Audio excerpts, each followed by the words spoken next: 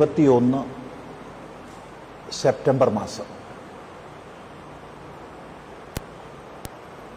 ഭാരതത്തിൻ്റെ വിഭജനവും വിഭജനാനന്തരം സ്വാതന്ത്ര്യവും ലഭിച്ചിട്ട് 3/4 നൂറ്റാണ്ട് ആവുന്ന കാലഘട്ടം. വിഭജനത്തിലേക്കും മറ്റും നയിച്ച വളരെ ആപത്കരമായ ഒരു സംഭവം 1921 പലരും സ്വാതന്ത്ര്യ സമരമെന്നും മറ്റു ചിലർ കാർഷിക ലഹളയെന്നും മറ്റു ചിലർ ജന്മിത്വത്തിനെതിരായിട്ടുള്ള സമൂഹ മനസ്സിൻ്റെ പ്രതികരണമെന്നുമൊക്കെ പല രീതിയിൽ ഓമന പേരിട്ട് വിളിച്ച മാപ്പിള ലഹള നടന്നതിൻ്റെ 100ാം വാർഷികമാണിത്. വാസ്തവത്തിൽ മാപ്പിള ലഹള എന്ന പേര് തന്നെ പ്രയോഗിക്കാൻ പാടുണ്ടോ എന്ന് സംശയമാണ്. കാരണം ലഹളയിൽ എപ്പോഴും ഒന്നിലധികം ഭാഗങ്ങൾ ഉണ്ടാവും. കലാപം, ലഹള എന്നൊക്കെ പറയുമ്പോൾ അവിടെ രണ്ടിലധികമോ ഭാഗങ്ങൾ വേണം. ഇത് ഏകപക്ഷീയമായ ഹിന്ദു ഉന്മൂലനം ലക്ഷ്യം വെച്ചുകൊണ്ടുള്ള, അതിലൂടെ മാപ്പിളസ്ഥാൻ സ്ഥാപിക്കുന്നതിനായിക്കൊണ്ടുള്ള അതിക്രമമായിരുന്നു, അക്രമമായിരുന്നു. 100 കണക്കിന് സാധാരണക്കാരായ, തൊഴിലാളികളായ, പാവപ്പെട്ടവരായ ഹിന്ദു സഹോദരങ്ങളടക്കം എത്രയോ പേര് ഹിംസിക്കപ്പെട്ട, ആയിരക്കണക്കിന് നമ്മുടെ അമ്മമാര്, സഹോദരിമാര് ബലാത്സംഗം ചെയ്യപ്പെട്ട, 10,000 പേര് നിർബന്ധിതമായി മതം മാറ്റപ്പെട്ട, ജീവന് വേണ്ടി 10,000 പേര് വിവിധ ദേശങ്ങളിലേക്ക് പലായനം ചെയ്യേണ്ടി വന്ന ചരിത്രത്തിലെ ഒരിക്കലും ഓർമ്മിക്കാൻ നമ്മളാരും ഇഷ്ടപ്പെടാത്ത കറുത്ത ഒരേട്. ലോക ചരിത്രത്തിൽ, വിവിധ രാജ്യങ്ങളുടെ ചരിത്രത്തിൽ അത്തരം ഏടുകൾ ധാരാളമുണ്ട്. അതെല്ലാം ചരിത്രത്തിൻ്റെ ഗതിവിഗതിയിൽ സംഭവിച്ചു പോയ ദോഷങ്ങളാണ്. അത് സജീവമായി നിലനിർത്തേണ്ടതല്ല, കറുത്ത മറക്കപ്പെടേണ്ടത് അധ്യായങ്ങളാണെന്നാണ് മൊത്തത്തിൽ നമ്മൾ മനസ്സിലാക്കാറ്. വാസ്തവത്തിൽ ആ രീതിയിൽ സദാ നമ്മൾ ഓർമ്മിക്കുകയും ഓർമ്മിപ്പിക്കുകയും ചെയ്യേണ്ട ഒന്നല്ല 1921 കേരളത്തിൽ സംഭവിച്ചത്. അത് ചരിത്രത്തിലൊരു കറുത്ത ഏടായിട്ട് തള്ളിക്കളയേണ്ടതാണ്. സ്നേഹത്തിൻ്റെ, സഹോദര്യത്തിൻ്റെ, ഏകതയുടെ ഒരു ഭാവത്തിൽ ഇന്നത്തെ സമൂഹത്തെ ഊട്ടി വളർത്താൻ ബാധ്യതപ്പെട്ട നമ്മൾ അതിനെ ചികഞ്ഞു ചൊറിഞ്ഞ് വലുതാക്കേണ്ടവരല്ല. പക്ഷേ തീർത്തും ആ അതിക്രമത്തെ ഉദാത്തീകരിക്കാൻ, അതിനെ സ്വാതന്ത്ര്യ സമരത്തിൻ്റെ ഭാഗമാക്കാൻ, അന്ന് ഹിന്ദു ഉന്മൂലനത്തിന് വേണ്ടി പരിശ്രമിച്ചവരെ ധീരനായകന്മാരാക്കാനും മറ്റുള്ള പരിശ്രമങ്ങൾ നിരന്തരം സംഭവിക്കുമ്പോൾ അതിലുപരിയായിട്ട് ഒരു സമൂഹത്തെ ഭയപ്പെടുത്താമെന്ന വ്യാമോഹത്തോടു കൂടി 21 ഊരിയ കത്തി അറബിക്കടലിൽ എറിഞ്ഞിട്ടില്ല എന്നും മറ്റുമുള്ള മുദ്രാവാക്യങ്ങൾ ഇടയ്ക്കിടെ കേരളത്തിൽ ഉയർത്തപ്പെടുമ്പോൾ എന്തോ ഒരു വീരശൂര പരാക്രമമായിട്ട്, ധീരോദാത്ത ക്രിയയായിട്ട് അതിനെ പലരും ഉയർത്തിക്കാണിക്കാൻ പരിശ്രമിക്കുമ്പോൾ അവിടെ ഈ ചിന്തയെ നമുക്കും സജീവമാക്കി നിർത്തേണ്ടി വരികയാണ്. ഏതായാലും സ്വാതന്ത്ര്യ സമരത്തിൻ്റെ ഭാഗമായിട്ട് ആരംഭിച്ചതാണ് ഖിലാഫത്ത് പ്രസ്ഥാനം എന്നുള്ളതിൽ യാതൊരു സംശയവുമില്ല. അതേറ്റവും വലിയ രാഷ്ട്രീയപരമായ അബദ്ധ തീരുമാനമായിരുന്നു. കാരണം ബ്രിട്ടനെതിരായിട്ട് സ്വാതന്ത്ര്യ സമരം നയിക്കുന്ന നമ്മൾ ബ്രിട്ടനെതിരായിട്ട് ആഗോളതലത്തിൽ ഖിലാഫത്ത് പ്രസ്ഥാനം, തുർക്കിയിൽ ഖലീഫയെ പുനഃസ്ഥാപിക്കാനായിക്കൊണ്ടുള്ള പ്രസ്ഥാനം, അതിനോട് പങ്കുചേരുന്നത് നമ്മുടെ സ്വാതന്ത്ര്യ സമരത്തിന് ഗുണം ചെയ്യുമെന്നുള്ള തെറ്റായ കോൺഗ്രസ് നേതൃത്വത്തിന്റെ തീരുമാനം. അതിന്റെ ഫലമായിട്ടാണല്ലോ ഇത് ആരംഭിച്ചത്. അതുകൊണ്ട് സ്വാതന്ത്ര്യ സമരത്തിന്റെ ഭാഗമായി തന്നെ ആരംഭിക്കപ്പെട്ടതാണ്, അതിൽ സന്ദേഹമില്ല. പക്ഷേ വളരെ പെട്ടെന്ന് തന്നെ അതിന്റെ ദിശ മാറി. ഖിലാഫത്ത് മൂവ്മെന്റ് എന്നുള്ളത് ഹിന്ദു ഉന്മൂലനത്തിനുള്ള, മാപ്പിളസ്ഥാൻ സ്ഥാപനത്തിനുള്ള പ്രവർത്തനങ്ങളിലേക്ക് നീങ്ങി. നമുക്കറിയാം, ഖിലാഫത്ത് പ്രസ്ഥാനത്തിന്റെ സ്ഥാപനത്തിന് വേണ്ടി പരിശ്രമിച്ച മാധവൻ നായരും കെ പി കേശവമേനോനും ഒക്കെ തന്നെ എത്രമാത്രം വേദനയോടെ, ആത്മസംഘർഷത്തോടെ, രോഷത്തോടെ, എരിയുന്ന നെഞ്ചോടെ ദൗർഭാഗ്യകരങ്ങളായ ആ സംഭവഗതികളെ ആലേഖനം ചെയ്തു എന്നുള്ളത് നമുക്കൊക്കെ അറിയാം. ഏതായാലും ഈ ഒരു സ്ഥിതിയിൽ 100ാം വാർഷികത്തിലേക്ക് കടക്കുന്ന സമയത്ത് ഈ ഒരു വിഷയത്തെ വീണ്ടും സജീവമാക്കാനുള്ള പരിശ്രമങ്ങൾ പല കോണുകളിൽ നിന്ന് ആരംഭിച്ചു. അന്ന് ഹിന്ദു ഉന്മൂലനം ചെയ്തവർ ധീരദേശാഭിമാനികളും സ്വാതന്ത്ര്യ സമര സേനാനികളുമാണെന്ന് വാഴ്ത്തപ്പെടാൻ ആരംഭിച്ചു. അവർക്ക് പുതിയ പുതിയ സ്മാരകങ്ങൾ ഉണ്ടാക്കാനുള്ള പരിശ്രമങ്ങൾ ആരംഭിച്ചു. എന്നല്ല, അപചരിത്ര നിർമ്മിതിക്ക് കലയുടെ മേഖലയെ പോലും കൂട്ടുപിടിക്കാൻ ചിലർ പരിശ്രമിച്ചു. അങ്ങനെയാണല്ലോ സമൂഹ മനസ്സിനെ ഏറെ സ്വാധീനിക്കുന്ന സിനിമ. അങ്ങനൊരു സിനിമ ഇതാ വരാൻ പോകുന്നു. വാരിയംകുന്നൻ എന്നുള്ള ഹിന്ദു ഉന്മൂലനത്തിന് നേതൃത്വം കൊടുത്ത, എന്നാൽ സ്വഭാവത്തെ നോക്കിക്കഴിഞ്ഞാൽ അത്യന്തം ഭീരുവായ ഒരു വ്യക്തിയെ ധീരനായകനായി ചിത്രീകരിച്ചുകൊണ്ടുള്ള സിനിമ വരുന്നു എന്നുള്ള വാർത്ത വന്നു. ഇവിടെയാണ് നമ്മൾ ഈ ധർമ്മത്തിൻ്റെയും നമ്മുടെ രാഷ്ട്രത്തിൻ്റെയും ഒക്കെ മഹിമ മനസ്സിലാക്കേണ്ടത്. വിപരീതമായ ലക്ഷ്യത്തോടു കൂടി വന്ന ഒന്ന് എന്താണ് 1921 സംഭവിച്ചത്, എന്തായിരുന്നു ആ ലഹളയുടെ സ്വഭാവം എന്നൊക്കെ ചികഞ്ഞ് പഠിക്കാൻ സാമാന്യ സമൂഹത്തിന് പ്രേരണ ചെയ്തു. എന്താണ് അവർ ഉദ്ദേശിച്ചതിന് വിപരീത ഫലം ചെയ്തു. ധാരാളം പുസ്തകങ്ങൾ സമൂഹം പഠിച്ചു. എന്തായിരുന്നു 1921 സംഭവിച്ചതെന്ന് സാമാന്യമായി അറിയാത്ത ഇന്നത്തെ യുവതലമുറ കൂടുതലായി പഠിച്ച് മനസ്സിലാക്കുന്ന വളരെ ഗുണകരമായൊരവസ്ഥയിലേക്ക് കാര്യങ്ങൾ നീങ്ങി. ഏതായാലും അത്തരമൊരു സിനിമ വരുന്ന സാഹചര്യത്തിൽ താൻ യഥാർത്ഥമായ ചരിത്രത്തെ വെളിപ്പെടുത്താൻ ഒരു സിനിമ സംവിധാനം ചെയ്യാൻ തയ്യാറാണെന്ന് പറഞ്ഞുകൊണ്ട് ശ്രീ അലി അക്ബർജി രംഗപ്രവേശം ചെയ്തു. സാമാന്യ ഹിന്ദു സമൂഹം, സാമാന്യ ഭാരതീയ ദർശനത്തെ ആദരിക്കുന്ന, ഹിന്ദു മുസ്ലിം ക്രിസ്ത്യൻ വ്യത്യാസമില്ലാതെ തന്നെ ഭാരതീയർ, അതിലുപരി രാഷ്ട്രീയ ഭേദമില്ലാതെ 21 സംഭവിച്ച ആ ദുസ്ഥിതിയെക്കുറിച്ച് വ്യക്തമായ അവബോധമുള്ള സമൂഹം വളരെയധികം അലി അക്ബർജിയോട് സഹകരിച്ചു. അങ്ങനെ 1921 പുഴ മുതൽ പുഴ വരെ എന്ന പേരിൽ ഒരു സിനിമ സംവിധാനം ചെയ്യാൻ അദ്ദേഹം തയ്യാറായിരിക്കുകയാണ്.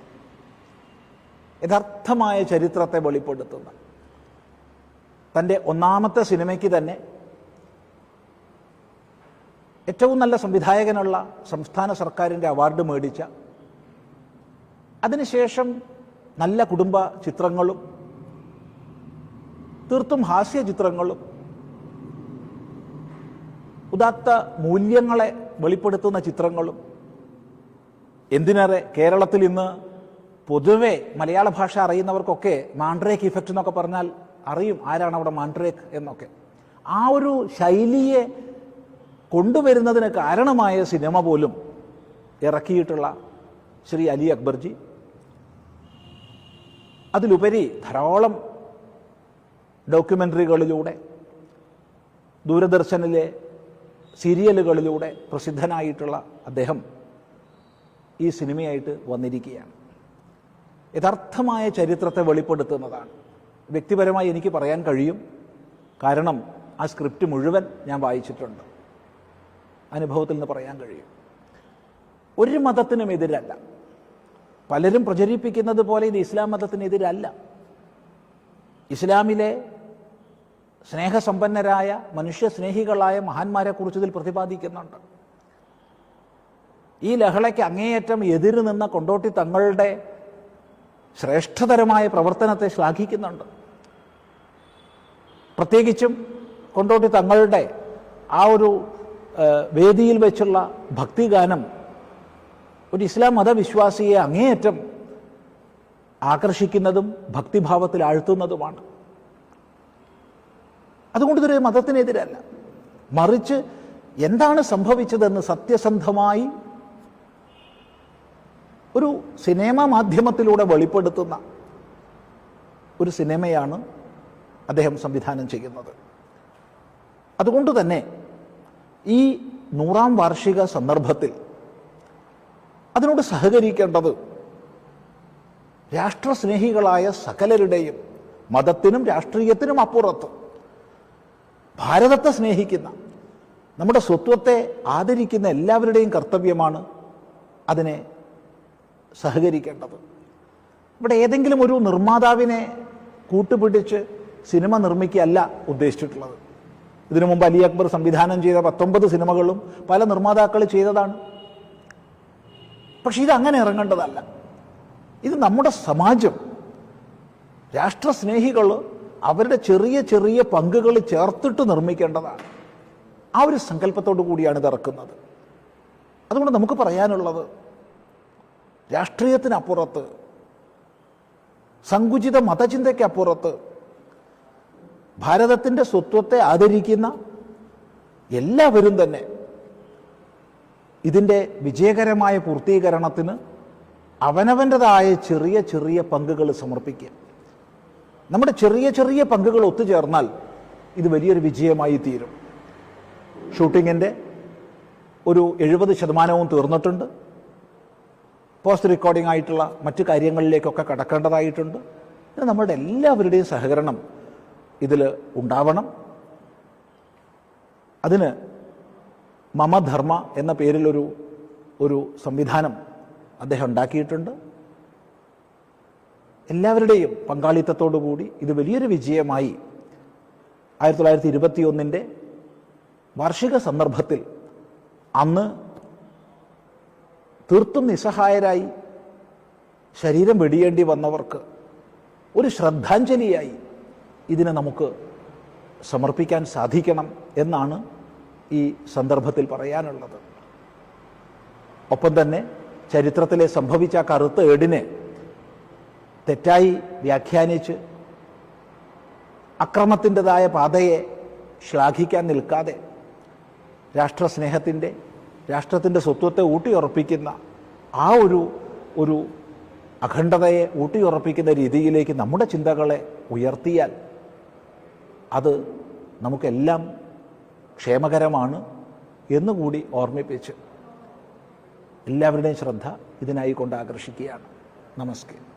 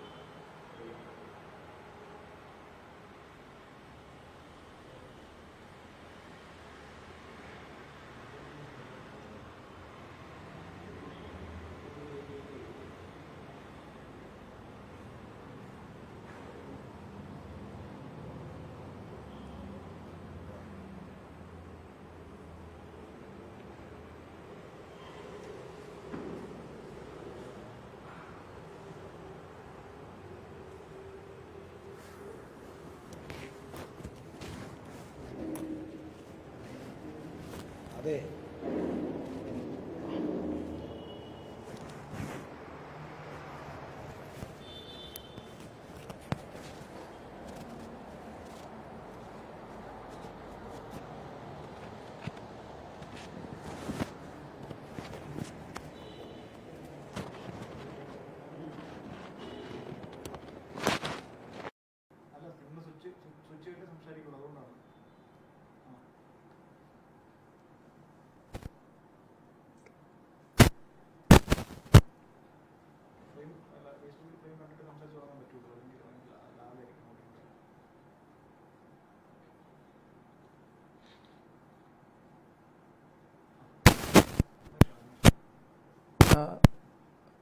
പരമപൂജനീയനായ സ്വാമി ചിദാനന്ദപുരിജി, ആരാധ്യയായ ഹിന്ദു ഐക്യവേദി അധ്യക്ഷ ശ്രീമതി ശശികല ടീച്ചർ, ഹിന്ദു ഐക്യവേദിയുടെ കാര്യാധ്യക്ഷൻ ശ്രീ വത്സൻ തില്ലങ്കേരി, നേരിട്ടും അല്ലാതെയും ഈ പരിപാടിയിൽ സംബന്ധിക്കുന്ന ധർമാഭിമാനികളായ ഹിന്ദുത്വാഭിമാനികളായ എല്ലാ നല്ലവരായ സഹോദരി സഹോദരന്മാർക്കും എൻ്റെ വിനീതമായ നമസ്കാരം. ഒരു ചൊല്ല്, ഇംഗ്ലീഷിലുള്ള ഒരു ചൊല്ല് ഉണ്ട്. The world is suffering from violence not because of the atrocity unleashed by the bad people, but because of the silence of the good people. ഈ ലോകം ദുരിതങ്ങളെ നേരിടുന്നത് ദുഷ്ടരായ ആൾക്കാരുടെ അക്രമം കൊണ്ട് അല്ല, അതിനേക്കാളേറെ നല്ലവരെന്ന് കരുതപ്പെടുന്നവരുടെ മൗനം കൊണ്ടാണ് എന്ന്. മലബാറിൽ 920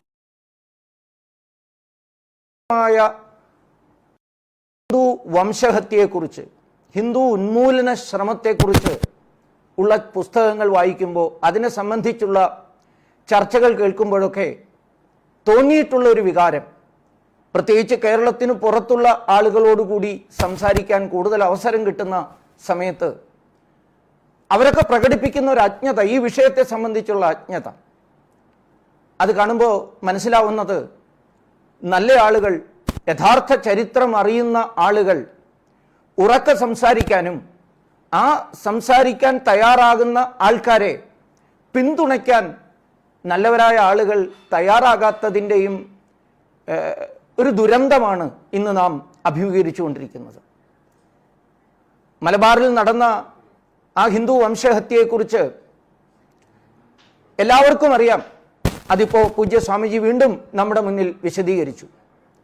അത് സ്വാതന്ത്ര്യ സമരമല്ല, അത് കർഷക ലഹളയും അല്ല, അത് പരിപൂർണമായും ഹിന്ദു വംശഹത്യ ആയിരുന്നു എന്ന കാര്യത്തിൽ തർക്കമേയില്ല. ചിലരൊക്കെ പറയാറുണ്ട് അത് സ്വാതന്ത്ര്യ സമരമായി തുടങ്ങി പിന്നീട് വഴിതെറ്റിപ്പോയി എന്ന്. R.C. മജൂംദാർ തൻ്റെ history of freedom struggle of India എന്ന ആ ഗ്രന്ഥ പരമ്പരയുടെ 3-ാമത്തെ അധ്യായത്തിൽ, 3-ാമത്തെ വോളിയത്തിൽ 60-ാമത്തെ പേജിൽ പറയുന്ന ഒരു വരിയുണ്ട്.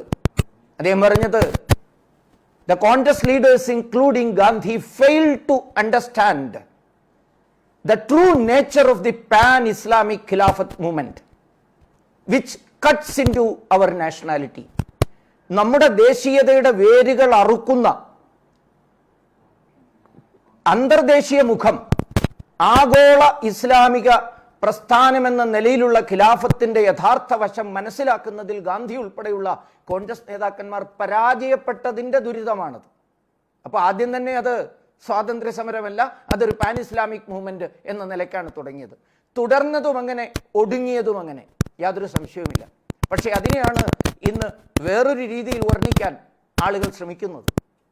മറ്റൊന്നത് ഒന്നുമില്ലാത്തവന്റെ പോരാട്ടമായി ചിത്രീകരിക്കുകയാണ്. ഹാവ്സ് ആൻഡ് ഹാവ് നോട്ട്സിന്റെ പോരാട്ടം, വർഗസംഘർഷത്തിന്റെ ഒരു ചിത്രമായി അതിനെ മുന്നിൽ വയ്ക്കാൻ ശ്രമിക്കുന്നുണ്ട്. ആരായിരുന്നു മലബാറിലെ ഒന്നുമില്ലാത്തവർ? മുസ്ലിം ജനസാമാന്യത്തിൽ പണക്കാരുണ്ടായിരുന്നില്ലേ? ആരായിരുന്നു മൂസ കാക്ക? മക്കയിൽ പോലും സ്വന്തമായി ഇടമുണ്ടായിരുന്ന, ഹൈദരാബാദിലെ നൈസാമിനെ പോലെ ആർക്കോട്ട് നവാബിനെ പോലെ മലബാർ ഭാഗത്തെ പ്രമാണിയായിരുന്ന സമ്പന്നൻ മൂസ കാക്ക മക്കയിൽ സ്വത്തുണ്ടായിരുന്ന ആളാണ്.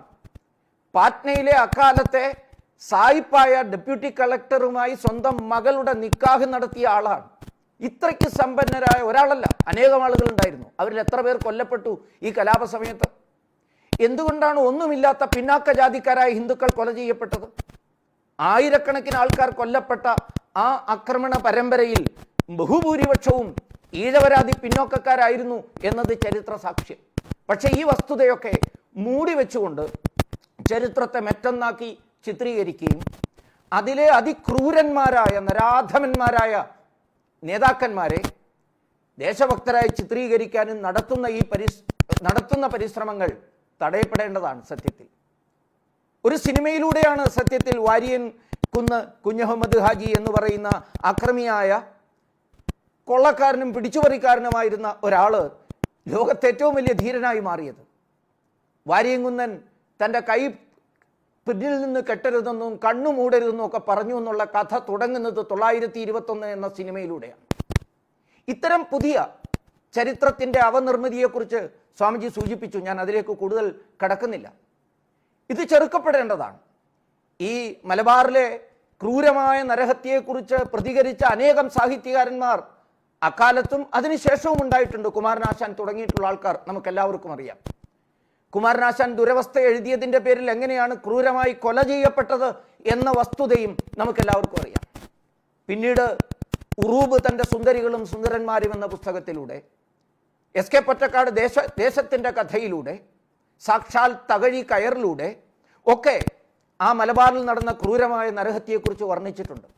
ആ കാലത്തെ ഏറ്റവും പ്രധാനപ്പെട്ട പോപ്പുലർ കലാരൂപമായ തുള്ളൽ കഥയിലൂടെ വടക്കൻ കേരളത്തിലും ദുരവസ്ഥയുടെ ഗാനാവിഷ്കാരത്തിലൂടെ തിരുവിതാംകൂർ ഭാഗത്തും ഈ ഹിന്ദുക്കൾക്കുണ്ടായിരുന്ന ദുരവസ്ഥയെക്കുറിച്ച്, ആ നരഹത്യയെക്കുറിച്ച് വർണ്ണനകൾ നടന്നിട്ടുണ്ട്. ആ കാലത്ത് അനേകം ചരിത്രങ്ങളുണ്ടായി. പക്ഷെ പിന്നീടാണ് ഈ വളച്ചൊടിക്കൽ, പ്രത്യേകിച്ച് കമ്മ്യൂണിസ്റ്റ് നേതാവായ EMS-ലൂടെ അതൊരു കാർഷിക ലഹളയായും മറ്റും ചിത്രീകരിക്കാനുള്ള ശ്രമം നടന്നപ്പോഴാണ് ഈ മൊത്തം കാര്യങ്ങൾ കീഴുമേൽ മറിയുന്നത്.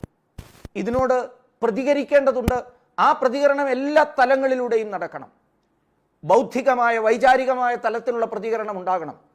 വളരെയേറെ ശുഭോദർക്കമായ മാറ്റം ഈ സന്ദർഭത്തിൽ ഉണ്ടാകുന്നത് മലബാറിലെ ഈ ക്രൂരമായ നരഹത്യയെക്കുറിച്ച്, ഹിന്ദു വംശഹത്യയെക്കുറിച്ചുള്ള ബൗദ്ധികമായ ഒട്ടനവധി കൃതികൾ ഈ കാലഘട്ടത്തിൽ പുറത്തിറങ്ങുകയാണ്. ഏറ്റവും അടുത്ത കാലത്ത് വിചാരകേന്ദ്രത്തിൻ്റെ ഉപാധ്യക്ഷനായ ഡോക്ടർ BS ഹരിശങ്കർ എഴുതിയ ബിയോണ്ട് റാംപേജ് എന്ന് പറയുന്ന പുസ്തകം ഇന്ന് ബൗദ്ധിക മണ്ഡലത്തിൽ, അക്കാഡമിക് മേഖലയിൽ വളരെയേറെ ചർച്ച ചെയ്യപ്പെട്ടുകൊണ്ടിരിക്കുകയാണ്. EMS മുന്നോട്ട് വെച്ച കമ്മ്യൂണിസ്റ്റ് വീക്ഷണത്തെ അടിമുതൽ മുടിവരെ പൊളിച്ചെഴുതുന്ന അത്യുജ്വലമായ ഒരു കൃതി വെളിച്ചം കണ്ടു കഴിഞ്ഞിരിക്കുകയാണ്. അത്തരം മേഖലകളിൽ അതേപോലെ ചെറുപ്പക്കാർ, അനേകം ചെറുപ്പക്കാർ, യുവാക്കൾ സോഷ്യൽ മീഡിയയിലൂടെ ഈ സത്യത്തെ പുറത്തെടുത്ത് ജനങ്ങളുടെ മുമ്പാകെ വയ്ക്കുകയാണ്. ബാബാ സാഹേബ് അംബേദ്കറും ആനി ബസന്റും രവീന്ദ്രനാഥ ടാഗോറും ശ്രദ്ധാനന്ദനും ഒക്കെ ഇന്ന് സാധാരണ കുട്ടികൾ മാപ്പിള കലാപത്തെക്കുറിച്ച്, ഹിന്ദു നരഹത്യയെക്കുറിച്ച് ഇന്ന് ചർച്ച ചെയ്യാൻ ഉദ്ധരിക്കുന്ന ഒരു സ്ഥിതിവിശേഷത്തിലേക്ക് വന്നിരിക്കുന്നു. ഇതേപോലെ ഈ കാലഘട്ടത്തിലെ ഏറ്റവും പ്രധാനപ്പെട്ട ഒരു കലാരൂപം എന്ന നിലയിൽ സിനിമ അഭ്രപാളികളിലേക്ക് ഈ കാര്യത്തെ, ഇതിൻ്റെ സത്യാവസ്ഥയെ അവതരിപ്പിക്കേണ്ടതുണ്ട്. ഇന്ന് ഭാരതത്തിലെ മൊത്തം സിനിമാ മേഖല, കേരളത്തിലെ വിശേഷിച്ചും ഒരു തരത്തിൽ പറഞ്ഞാൽ താലിബാൻ വൽക്കരിക്കപ്പെട്ട് കഴിഞ്ഞിട്ടുണ്ട് എന്ന് നമുക്കറിയാം. കുറച്ച് കാലങ്ങളായി ജിഹാദികളുടെ കൈപ്പിടിയിലാണ് മലയാള സിനിമ. ഞാൻ മൊത്തം ഭാരതത്തിലെ സിനിമയെക്കുറിച്ച് പറയാനുള്ള സമയമില്ല. കേരളത്തിലെ സിനിമകളെക്കുറിച്ച് നിങ്ങൾ ഓരോന്നായി പരിശോധിച്ചാൽ മനസ്സിലാക്കാൻ സാധിക്കും. വാരിയൻകുന്നൻ എന്ന സിനിമ എടുക്കാൻ ശ്രമിച്ച് ജനങ്ങളുടെ എതിർപ്പിൽ ഭയന്ന് പിന്നോട്ട് പോയ ആഷിഖ് അബു എന്ന ഇസ്ലാമോ ലെഫ്റ്റിസ്റ്റ് എടുത്തൊരു സിനിമയാണ് വൈറസ് നിപ്പ വൈറസിനെ കുറിച്ചുള്ള ചിത്രമാണ്. സ്വാഭാവികമായും അത്തരമൊരു ചിത്രത്തിലെ വില്ലനാകേണ്ടത് വൈറസാണ്, അല്ലെങ്കിൽ ഈ രോഗാണുവാണ് ആകേണ്ടിയിരുന്നത്. പക്ഷേ ആ സിനിമയിൽ വില്ലൻ കേന്ദ്ര സർക്കാരാണ്. കേന്ദ്ര സർക്കാരിൻ്റെ ആരോഗ്യ വകുപ്പ് കേരളത്തിലെത്തുമ്പോൾ കേരളത്തിൻ്റെ സമർത്ഥയായ ആരോഗ്യമന്ത്രി എങ്ങനെയാണ് അവരുടെ ദുഷ്ടപൂർണമായ പരിശ്രമങ്ങളെ പരാജയപ്പെടുത്തുന്നതെന്ന് ചിത്രീകരിക്കുകയാണ്. മുസ്ലിങ്ങളെ അവമതിക്കാൻ വേണ്ടി കേന്ദ്ര സർക്കാർ ചെയ്യുന്ന പരിശ്രമത്തെക്കുറിച്ച് വർണ്ണിക്കുകയാണ്. ആ ചിത്രം കണ്ടിട്ടുള്ളവർക്കറിയാം, സത്യത്തിൽ നിപ്പ വൈറസിൻ്റെ ആദിരൂപത്തെ കണ്ടെത്തിയത് ഒരു ഹിന്ദു നാമധാരിയായ ഡോക്ടറാണ്. ഞാനിവിടെ ഹിന്ദു എന്നോ മുസ്ലിം എന്നോ തിരിച്ചു പറയുകയല്ല, പക്ഷെ സത്യത്തിൽ അതാണ്. അപ്പൊ അത്തരമൊരു പേരിട്ട് ധാതതമായി ആ ചിത്രം അവതരിപ്പിക്കുന്നതിന് പകരം ഇതിൽ ആ സമർത്ഥനായ ശാസ്ത്രജ്ഞനെ എവിടെ നിന്നോ ഒരു മുസ്ലിം നാമധേയം കണ്ടെത്തുകയാണ് ആഷിഖ് അബു. അപ്പോൾ ദുഷ്ടലാക്കോടുകൂടി ചിത്രങ്ങൾ ഉണ്ടാക്കുന്നു. ഈ അടുത്ത കാലത്ത് വന്നിട്ടുള്ളൊരു പ്രവണത, ഹിന്ദുക്കളാണ് പ്രധാനമായും വില്ലൻ, ചരട് കെട്ടിയവൻ, ഇടയ്ക്കിടയ്ക്ക് അവസരത്തിലും അനവസരത്തിലും വന്ദേമാതരം വിളിക്കുന്നവൻ. ജനം TV അവതരിപ്പിക്കുന്ന മെഗാ ക്വിസ് ഷോ എല്ലാവർക്കും സ്വാഗതം. The smart brain season 6. കേരളത്തിലെയും ഗൾഫിലെയും സ്കൂൾ വിദ്യാർത്ഥികൾ പങ്കെടുക്കുന്ന അറിവിന്റെ ഉത്സവം. Grand finale. അനാവശ്യം അനവസരത്തിൽ ബീഫിന്റെ മഹത്വത്തെക്കുറിച്ച് പറയുന്ന കഥാപാത്രങ്ങളെ കാണാം. ബീഫ് ഉണ്ടാക്കുന്നതിന്റെ വിധിയെക്കുറിച്ച് പറയുന്ന കഥാപാത്രങ്ങളെ നമുക്ക് കാണാം. ഹിന്ദുക്കളെ വില്ലന്മാരായി ചിത്രീകരിക്കുന്നതിനോടൊപ്പം തന്നെ മറ്റൊരു പ്രവണത, ഇന്നിറങ്ങുന്ന സോ കോൾഡ് ന്യൂ ജനറേഷൻ സിനിമകളിൽ ഹിന്ദുക്കൾ കഥാപാത്രങ്ങളെ അല്ല. ഇപ്പോൾ സുഡാനി ഫ്രം നൈജീരിയ കണ്ടിട്ടുള്ളവരുണ്ടാവും ഈ കൂട്ടത്തിൽ. അതേപോലെ ഹലാൽ ലവ് സ്റ്റോറിയൊക്കെ നോക്കിയാൽ അതിൽ മരുന്നിന് പോലും ഒരു ഹിന്ദു കഥാപാത്രം ഇല്ല എന്ന സ്ഥിതിയാണ്. ഇത്തരം ഒട്ടനവധി അനുഭവങ്ങൾ.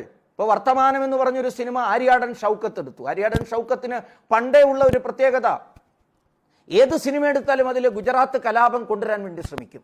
ഭംഗ്യന്തരേണ പ്രധാനമന്ത്രിയുടെ രൂപമുള്ള ആരെങ്കിലുമൊക്കെ വന്ന് അബദ്ധങ്ങൾ പറയുന്നതിനെ കുറിച്ച് ചിത്രീകരണം നടക്കും. ഈ വർത്തമാനത്തിൽ സിദ്ദിഖ് അവതരിപ്പിക്കുന്ന ഒരു കഥാപാത്രം, ഷൂ നക്കുന്ന ആൾക്കാരല്ലേ നിങ്ങളുടെ ദേശഭക്തന്മാർ എന്ന് ചോദിക്കുന്ന രംഗം പോലും ഉണ്ട്. ഭാഗ്യത്തിനോ അല്ലെങ്കിൽ ഈ കാലഘട്ടത്തിന്റെ പ്രത്യേകത കൊണ്ടോ ഈ സിനിമകളൊക്കെ 8 നിലയിൽ പൊട്ടിപ്പോയിട്ടുണ്ട് എന്നത് മറ്റൊരു വസ്തുത. വേറൊരു സിനിമ, ഞാൻ സിനിമകളെക്കുറിച്ച് മാത്രം വർണ്ണിക്കുകയല്ല, ഇന്ന് സിനിമയെക്കുറിച്ചാണല്ലോ നാം ചർച്ച ചെയ്യുന്നുള്ളതുകൊണ്ട് പറയുകയാണ്. കേരളത്തിന്റെ മലയാളത്തിന്റെ സിനിമ മേഖലയെക്കുറിച്ച് പറയുകയാണ്. മഹേഷ് നാരായൺ കൊണ്ടുവന്ന ഒരു സിനിമയുണ്ട്, ഈ അടുത്ത കാലത്ത് വന്ന മാലിക് എന്ന് പറയുന്ന സിനിമ. ആ മാലിക് സത്യത്തിൽ പൂന്തുറ കലാപത്തിന്റെ ഒരു അവനിർമ്മിതിയാണ്. പൂന്തുറ കലാപം എന്തായിരുന്നു എന്ന് അറിയാത്തവരല്ല ഈ തലമുറയിൽപ്പെട്ട കേരളീയർ പോലും. പക്ഷേ അവരുടെ മുഖത്തേക്ക് വലിച്ചെറിയുന്ന ഈ കീറച്ചാക്ക് മാലിക് എന്ന സിനിമ, അതിൽ പറയുന്നത് കലാപത്തിന് കാരണമായിട്ടുള്ള സംഭവത്തിന് തിരികൊളുത്തുന്ന ആള് ഒരു ഹിന്ദു ആണെന്നാണ്. എവിടെയാണ് പൂന്തുറ കലാപത്തിൽ ഹിന്ദു പ്രതിയാകുന്നത്? ക്രൈസ്തവ ദേവാലയം തകർക്കാൻ വേണ്ടി പോയ മുസ്ലിം അക്രമകാരികളെ തടയാൻ ശ്രമിക്കുന്നതിനിടയിലാണ് കുറച്ചു പേരെന്തോ വെടിയേറ്റ് മരണപ്പെടുന്നത്. പക്ഷെ അതിനെ ഈ മാലിക് എന്ന സിനിമയിൽ ചിത്രീകരിക്കുന്നത് സമാധാനപരമായി KSRTC ബസ് തടയാൻ ശ്രമിച്ച നല്ലവരായ മുസ്ലിങ്ങൾ, അവർക്കെതിരായിട്ട് അകാരണമായി വെടിവെച്ചു എന്നാണ്. ഇങ്ങനെ ജിഹാദിന്റെ കൈപ്പിടിയിൽ ഒതുങ്ങിപ്പോകുന്ന ഒരു മലയാള സിനിമാ മേഖലയാണ് നമുക്കിന്ന് കാണാൻ സാധിക്കുന്നത്. അവിടെയാണ് ധീരനായ, സാംസ്കാരികമായി ദേശീയമായി നമ്മുടെ പരമ്പരയെ മുഴുവൻ തന്നെ ആരാധിക്കുന്ന, അഭിമാനത്തോടെ അത് ഏറ്റുപറയുന്ന ശ്രീ അലി അക്ബർ ഈ മലബാറിൽ നടന്നതായ ഹിന്ദു നരഹത്യയെക്കുറിച്ചുള്ള യഥാർത്ഥ ചിത്രീകരണം നടത്താൻ മുന്നിട്ടിറങ്ങിയത്. തൻ്റെ ഇടത്തോടുകൂടി ഈ ചരിത്രത്തെ തെറ്റായി ചിത്രീകരിക്കുന്ന, ചരിത്രത്തെ വക്രീകരിക്കുന്നവരുടെ മുന്നിലേക്ക് നെഞ്ചൂക്കോടെ തല ഉയർത്തിപ്പിടിച്ച് അലി അക്ബർ എന്ന സാംസ്കാരിക ഹിന്ദു രംഗപ്രവേശം ചെയ്തപ്പോൾ അദ്ദേഹത്തിന് എല്ലാവിധ പിന്തുണയും കൊടുക്കേണ്ട ഉത്തരവാദിത്വം കേരളത്തിലെ അഭിമാനികളായ ഏതൊരു ഹിന്ദുവിൻ്റേതുമാണ്. നമ്മൾ ഓരോരുത്തരും അതിനുവേണ്ടി മുന്നിട്ടിറങ്ങണം. അദ്ദേഹം തുടങ്ങിവെച്ച പരിശ്രമം പാതി വഴിയെത്തി നിൽക്കുന്നു. അതിന് പൂർത്തീകരിക്കാൻ വേണ്ടി നമ്മുടെ എല്ലാവരുടെയും ഒരു പരിശ്രമം. ഇപ്പോൾ പറയാറില്ലേ, നമ്മളെല്ലാം ചേർന്ന് ഒന്നുകൂടി ഒന്ന് ഉന്തിയാൽ ആ സിനിമ അതിൻ്റെ പൂർണ്ണതയിൽ. മഹാനായ സ്വാമിജി നമ്മുടെ മുമ്പിൽ വ്യക്തമായി പറഞ്ഞു തന്നിരിക്കുകയാണ്. അദ്ദേഹം ആദ്യന്തം ആ സ്ക്രിപ്റ്റ് വായിച്ചിട്ടുണ്ട്. ആ സ്ക്രിപ്റ്റ് വായിച്ച ചിദാനന്ദപുരി സ്വാമി ഉറപ്പോടെ പറയുന്നു, ഇത്ര കരുത്തുറ്റ ഒരു സ്ക്രിപ്റ്റാണ്, ആരെയും തെറ്റായി ചിത്രീകരിക്കാൻ വേണ്ടിയിട്ടുള്ളതല്ല, ശരി എന്ത് എന്ന് നമ്മുടെ മുമ്പാകെ കാണിച്ചു തരാനുള്ള ഒരു പരിശ്രമമാണ്. ഞാൻ കരുതുന്നു ഇതൊരു വലിയ പരിവർത്തനത്തിൻ്റെ തുടക്കമാണ്. മലയാള സിനിമയുടെ പരിവർത്തനത്തിൻ്റെ തുടക്കമാണ്. ഇന്ത്യൻ സിനിമ, ഭാരതീയ സിനിമ തന്നെ ഉണ്ടായത് ഭാരതത്തിൻ്റെ സ്വത്വാവിഷ്കരണത്തിന് വേണ്ടിയിട്ടാണ്. ദാദാസാഹബ് ഫാൽക്കെ ആദ്യമായി ഹരിശ്ചന്ദ്രൻ നിർമ്മിക്കാനുള്ള ആ ഒരു തീരുമാനം മനസ്സുകൊണ്ടെടുക്കുന്നത് എപ്പോഴായിരുന്നു?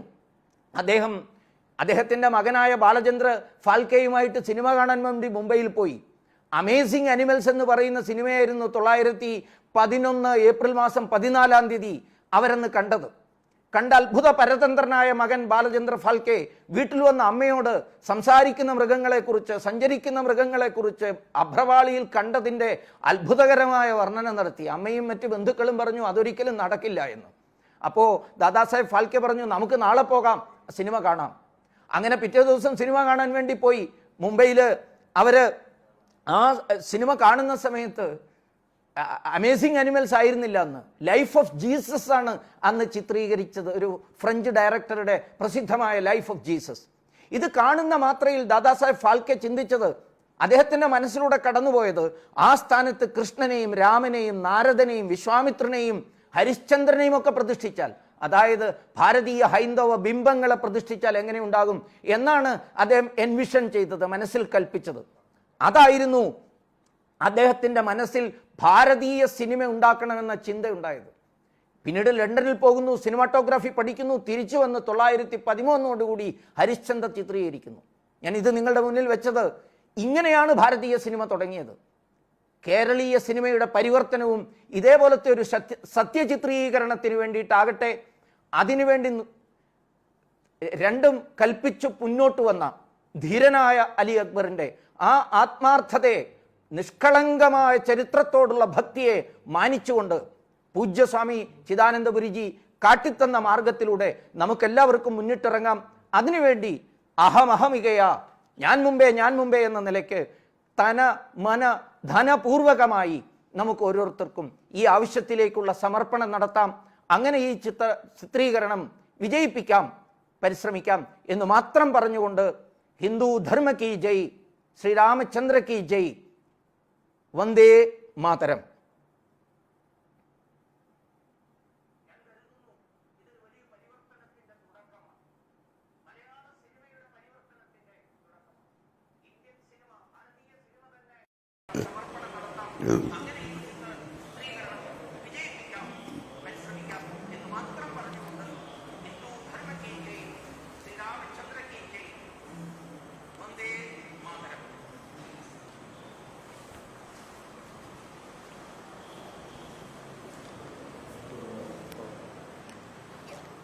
നമസ്തേ.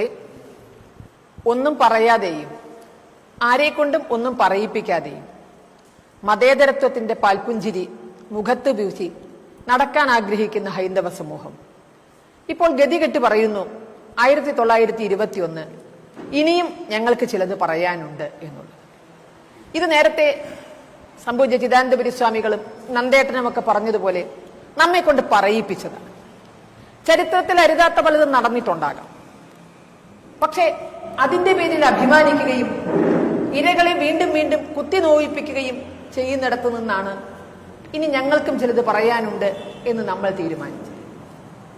1921 എവിടെയോ കിടക്കുന്ന തുർക്കിയിലെ ഖലീഫയ്ക്ക് വേണ്ടി ഒരാർത്തനാദം പോലും മുഴക്കാൻ ഒരുപക്ഷെ അവസരം കിട്ടാതെ, എന്തിനെന്നറിയാതെ ക്രൂരമായി കൊന്നൊടുക്കപ്പെട്ട ഒരു സമൂഹത്തിന്റെ അനന്തരാവകാശികൾ ഇപ്പോഴും ഈ മണ്ണിൽ ജീവിക്കുന്നുണ്ട് എന്ന് മാപ്പിള ലഹളയെ ഉദാത്തീകരിക്കുന്നവർ, അതിനെ ധീരതയുടെ അധ്യായമായി വാഴ്ത്തിപ്പാടുന്നവർ മറന്നുപോകും. സ്വാതന്ത്ര്യ സമരം എന്ന് പറഞ്ഞ് അവർ നമ്മളെ അപമാനിക്കും. ഒന്നാലോചിച്ചു നോക്കൂ. എന്തിനെന്നറിയാതെ, ഏതിനെന്നറിയാതെ അവനവന്റെ രക്ഷിതാക്കളുടെയും ഭർത്താവിന്റെയും ഒക്കെ മുന്നിലിട്ട് വിവസ്ത്രയാക്കപ്പെട്ട് മാനം പിച്ചു ചീന്തി എറിയുന്ന അമ്മമാരിലൂടെയായിരുന്നു ഈ നാടിന് സ്വാതന്ത്ര്യം നേടേണ്ടിയിരുന്നത്. താൻ എന്ത് തെറ്റ് ചെയ്തു എന്ന് പോലും അറിയാതെ കിണറുകൾക്കുള്ളിൽ ഒരുപക്ഷെ ദിവസങ്ങൾ ഞരങ്ങിയും മൂളിയും ആ കിണർ നിറയ്ക്കാനുള്ള കബന്ധങ്ങളും ശിരസ്സുകളുമായി മാറി ജീവൻ നഷ്ടപ്പെട്ട അവരിലൂടെയായിരുന്നു ഈ നാടിന് സ്വാതന്ത്ര്യം നേടേണ്ടിയിരുന്നത്.